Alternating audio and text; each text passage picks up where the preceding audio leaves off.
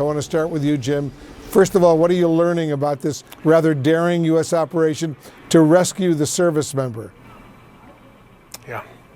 Well, Wolf, it was daring and dangerous and highly intricate, involving dozens of warplanes, hundreds of U.S. military personnel and intelligence personnel, but also the remarkable actions of this missing pilot over the course of more than 24 hours as the military sought to bring him to safety.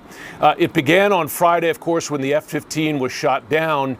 The U.S. got their first communication from the missing weapons service officer later that evening, indicating that he was injured. And then over the next more than 24-hour period, on multiple fronts, the U.S. military sprung into action, organizing a search and rescue operation involving both aircraft but also boots on the ground, as well as generating a misinformation campaign inside Iran to, in effect, throw Iranian authorities or attempt to throw them off the scent, saying that both U.S. pilots had by that point already been rescued. Wasn't true.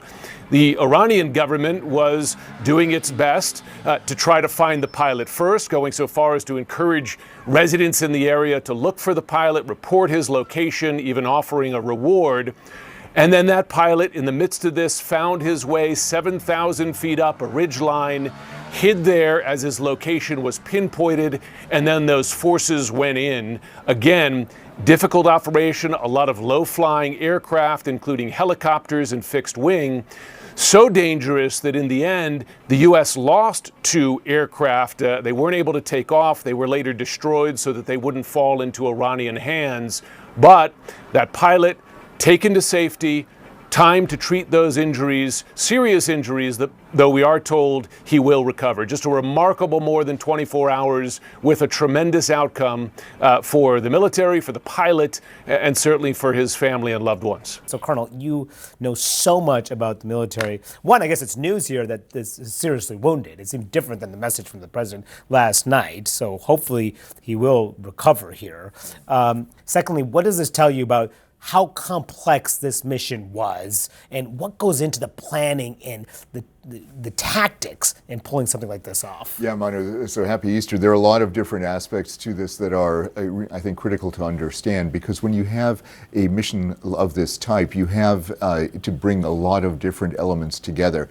So you have different aircraft that are being used in order to extract and extricate somebody who is in a position like this. The added complication now appears to be the fact that the colonel was wounded, and apparently seriously wounded, according to the president. And that is, of course, significant, because that means probably that he had limited mobility, and that would also necessitate extra personnel coming in to not only stabilize him potentially, but also to bring him out. And that would have been a key element here, because with that extra personnel, there's extra danger. And as President Trump mentioned in the statement that you just read, the Iranians were getting close. So that meant that they may have been thrown off the scent at first by the CIA disinformation and other things that were going on, other deception campaigns that were probably being mounted in this case.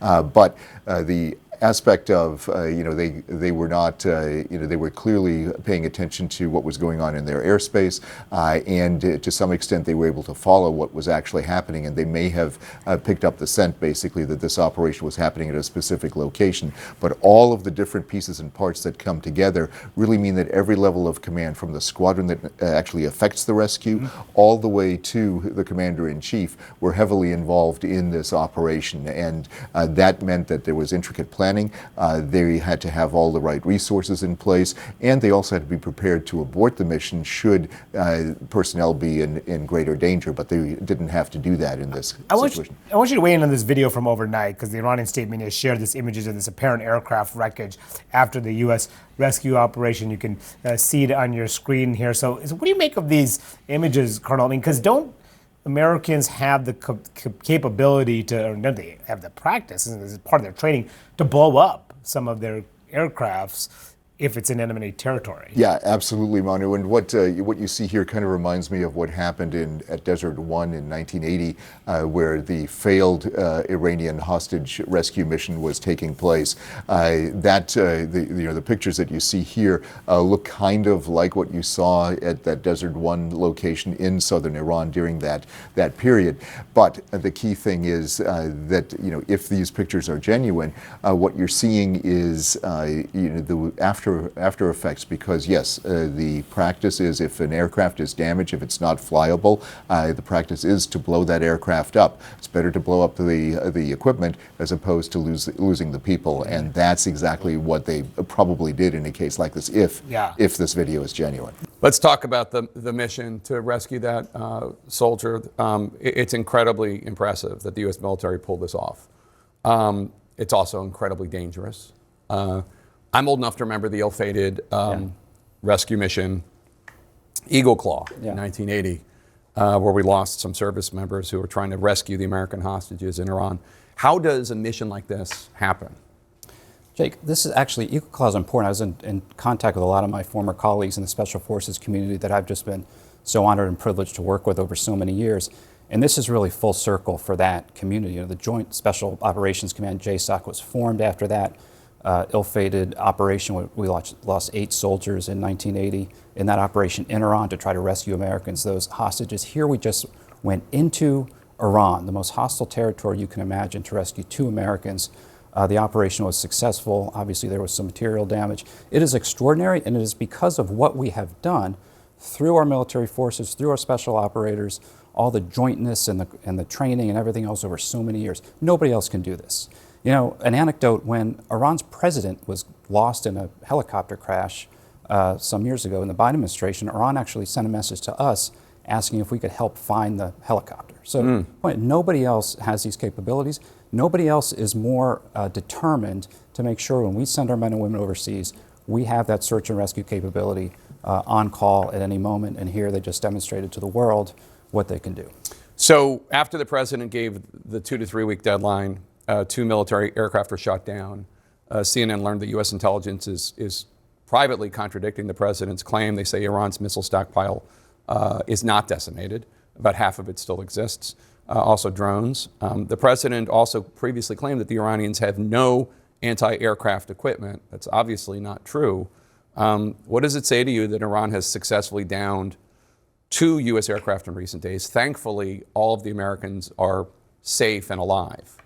It's after thousands of sorties, and I think you have to put this in perspective. We lost 44 aircraft in the 1991 Gulf War, but obviously it's concerning. If Iran still has these capabilities that they can pop out and have an effective shot like this. I know our military folks in CENTCOM are studying very much what happened. Is this a new capability? Is this something we didn't fully anticipate? What does it mean going forward? Does it mean the Chinese and Russians are helping them also? Well, I certainly hope not. One thing, Jake, that could bring coherence to this military campaign is connecting a little bit to Russia, which you just mentioned. I mean, the Iranian missile and drone program is a huge, huge international problem. It's under Chapter 7 sanctions. They proliferate this stuff to terrorists around the Middle East and to Russia. Russia prosecutes its war in Ukraine with Iranian technology. And you can actually connect the two. Unfortunately, over the last week, we've actually been dividing NATO, and I think that actually helps the Russian position. But no, this is a serious problem, Jake. I hope after this amazing rescue, we bring some coherence to the operation, very clear on the objectives and how we're going to get that straight opened. Hope there's a deal, but I don't think there will be. And then we're going to have some big decisions to make. Brett McGurk, as always, thank you for your expertise. Joining us now, Hal Kempfer is a retired U.S. Marine intelligence officer and the CEO of a global risk intelligence and planning company. Hal, thanks very much for being with us. First off, what was your reaction when you learned the U.S. had rescued this airman? Well, Wolf, obviously I was very pleased to see we had a successful combat search and rescue operation. And then as the details started to unfold, it really says something about what we can do. This is an operation that I think very few, if any, countries in the world could pull off. It had a lot of moving parts. There was the operational side. There was a special operations side. There was also this amazing intelligence effort and even a CIA disinformation deception plan, if you will, to mislead the Iranians during the rescue itself. And it also says a lot about SEER training, survival, evasion, resistance, escape. The colonel did an amazing job, injured, was able to get to safe ground, hunker down, and was able to contact and basically make this whole thing happen. We're also learning, Hal, that the CIA was the first to locate him and was also running what was being described as a deception campaign inside Iran while the rescue took place. Can you take us through the CIA's role in this operation and how the CIA officials might have been the first to locate him? Well, obviously, a lot of that is classified, as you can well imagine. So there's only so many details that we know. But the CIA has tremendous assets. They also have the ability to pull in all the assets of the rest of the intelligence community. Obviously, they received contact from the colonel. They knew where he was. There's a variety of different means, and I can only speculate that these are signals intelligence and dealing with some overhead systems we have. We're able to locate them. And then they had to look around the area that's well within Iran. It's near Isfahan. It's near a populated area. And they had to probably direct him, is my guess, to where he could be safely hid until they could get to him, and then find the site where the C-130s had to land, come up with this operation with the small birds, the special operators, and they pulled it all off. But the CIA was absolutely intricate, even putting out the deception notice that he had been rescued or was being rescued while they were mounting the rescue. Yeah, to try to mislead the Iranians. Even though the U.S. and Israel both say they have control of Iran's skies, how dangerous was this mission for U.S. planes? Well, we have air superiority, we have air dominance, but with that said, there is always inherent danger. There's no way to take out every man-portable air defense, shoulder-fired missile out there, and there's other air defense systems they have. We've never declared air supremacy, which means we completely own the skies. And I think there's a reason for that, is there is some latent capabilities. And of course, anytime you get close to the ground, as those Black Hawk helicopters did earlier in this operation, they took ground fire. So there is always some danger, inherent risk, although we have apparently suppressed most of the air defense assets in Iran.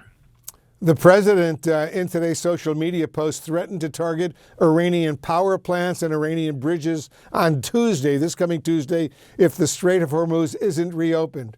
What do you expect will happen in the coming days?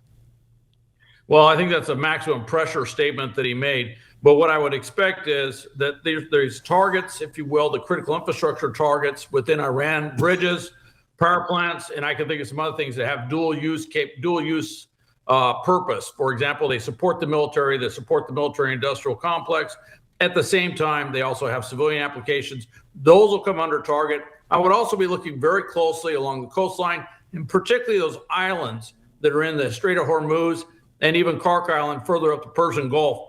All of these are target areas that might be considered.